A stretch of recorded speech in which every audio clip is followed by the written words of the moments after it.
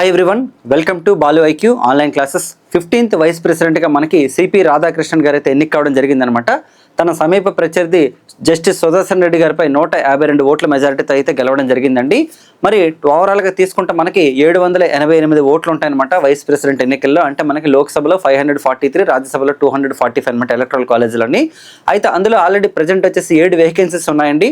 అయితే 781 మెంబర్స్ వరకు ఓటు వేయచ్చు, కానీ 767 మంది మాత్రం ఓటు వేశారు. అందులో మళ్ళీ 15 ఓట్లు అయితే చెల్లలేదనమాట. అయితే రాధాకృష్ణన్ గారికి దాదాపు 60.10% ఓట్లు పడ్డాయి.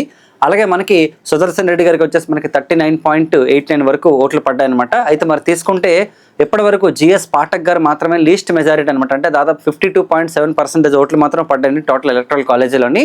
మరి వైస్ ప్రెసిడెంట్ ఎన్నికలను ఎవరు కండక్ట్ చేస్తారంటే మనకి election commission of India conduct చేస్తుందండి. మరి దీనికి సంబంధించి ఎస్పెషల్లీ మనం నేర్చుకోవాల్సింది ఏంటంటే రాజ్యసభ సెక్రటరీ జనరల్ ఎవరైతే ఉన్నారో ఇప్పుడు ప్రజెంట్ తీసుకుంటే మనకి పిసి మోదీ గారు అనమాట రిటర్నింగ్ ఆఫీసర్గా ఉన్నారు. ఎందుకంటే మనకి ఎగ్జామ్లో క్వశ్చన్ అడిగేటప్పుడు రీసెంట్గా జరిగినటువంటి ఉపరాష్ట్రపతి ఎన్నికల్లో మనకి ఎవరు రిటర్నింగ్ ఆఫీసర్గా ఉన్నారంటే రాజ్యసభ సెక్రటరీ జనరల్ అనమాట. ఎందుకంటే ఒకసారి లోక్సభ సెక్రటరీ జనరల్ ఉంటే ఒకసారి రాజ్యసభ సెక్రటరీ జనరల్ ఉంటారనమాట.